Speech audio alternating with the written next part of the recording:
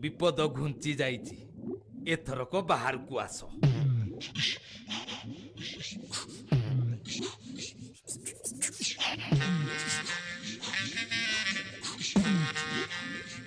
कंकड़ा दादा आपण बुद्धि जगु आज एते बड़ा विपद आमे सब रक्षा पाई गलु। कथारे अछि परा बुद्धि विचारी कार्य कले ब्रह्माद न पड़ई भले। हाँ हाँ जहा को रखिबे अनंत कि करि पारे बलवंत। भोक तो प्रबल हेलानी हेली करे भी कोन ए माछु माने तो धरा दौनाहांती। देखे आउ टिके अपेक्षा करे।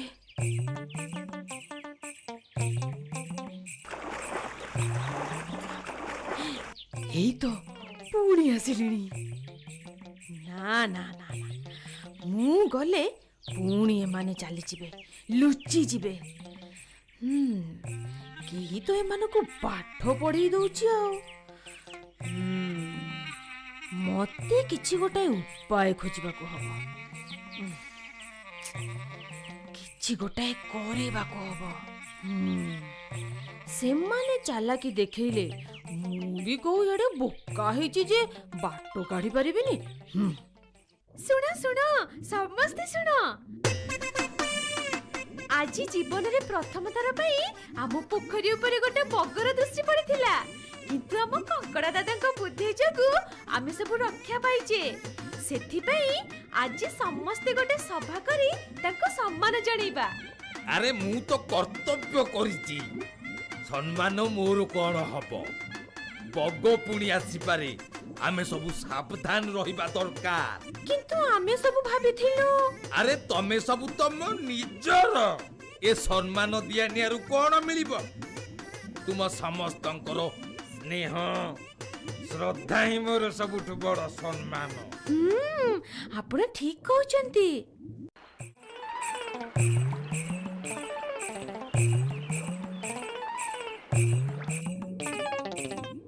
बग पुणी आसिलानी रे।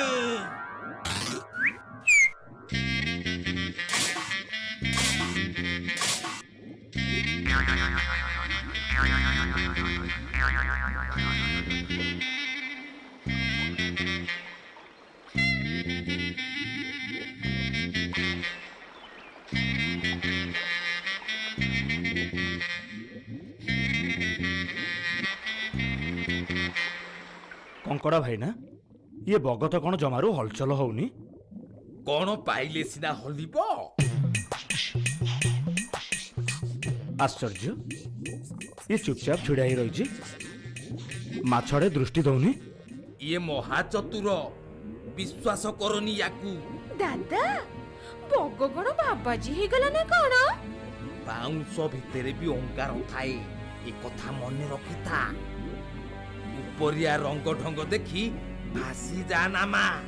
तुमे हमठु अधिक देखि जाय संसार को तुमे जाहा कहबो सेटा ही ठीक। हौ संज हेलानी जाओ सबु निज निज घर को। दादा ठीक कहउचंती।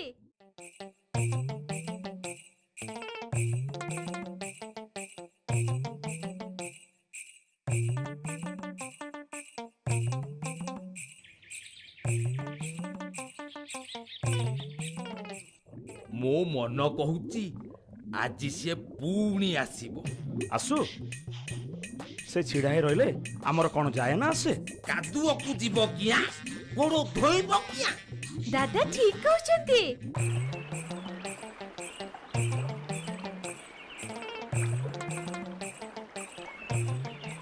लुचि जा समस्ते पुणी आसिलानी।